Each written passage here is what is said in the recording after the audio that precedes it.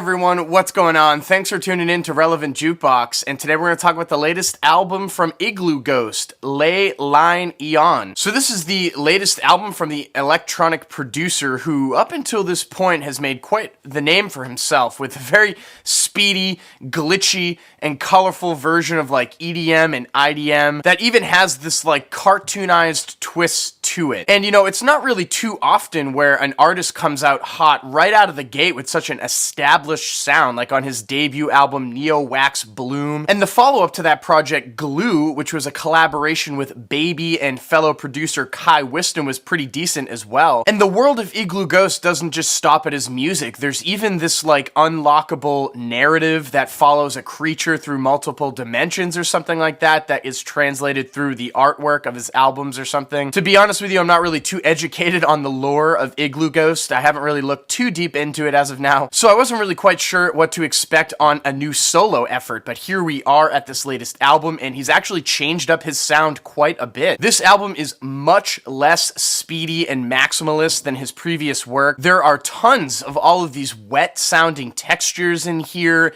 huge swells of bass, and tons of string instruments that are used. And there's also this sort of like end of the world kind of vibe going on. I will say it does sort of fit into his world sonically, but it is a different side of that world. There are also some vocals on this album as well that show up on multiple tracks from guests like Baby, but also Lola, and even Iglooghost himself, I believe, like on the track Syphil Fossil, which was a single to the record where he's actually whispering. It's quite the interesting contrast to the instrumental and just overall approach in general, but not really one that I'm really too enamored with. I mean, when I put that track on, it kind of reminds me like I'm listening to like that devil thing from Insidious produce an IDM song.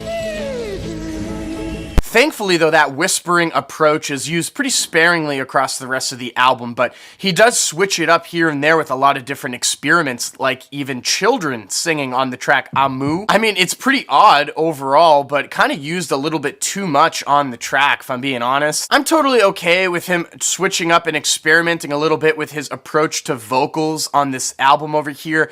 I just wish that it was set to more interesting instrumentals, honestly. Because as wild as the sound play can get at times on this LP over here, I mean, whew, the vibe is just recycled on every single track over and over again, and the progressions are far less interesting. It is just one dramatic bass swell after another on here, with all of these similar sounding string arrangements woven in to the point of almost monotony. And it was kind of difficult to discern the difference between a lot of these tracks if those weird vocals weren't showing up. I mean, and even got me like pretty bored, honestly, after about 3 tracks in. I think this more slow churning approach would have worked if it was on maybe like a handful of spots to break up maybe a more speedy pace that he usually delivers. But I mean, it just became so stale after an entire album's worth. And with that being said, I'm feeling a 5 over here on this new Iglooghost project. Now, I'm gonna have links down below to bleep.com. They do have a limited clear with yellow swirl vinyl up for sale. That looks pretty cool. And there's also like a ton of different other places I believe you can order it, or a standard pressing. And if you have listened to this new Iglooghost project already, what did you think about it? Let me know in the comment section down below. And as always, thank you so much for watching.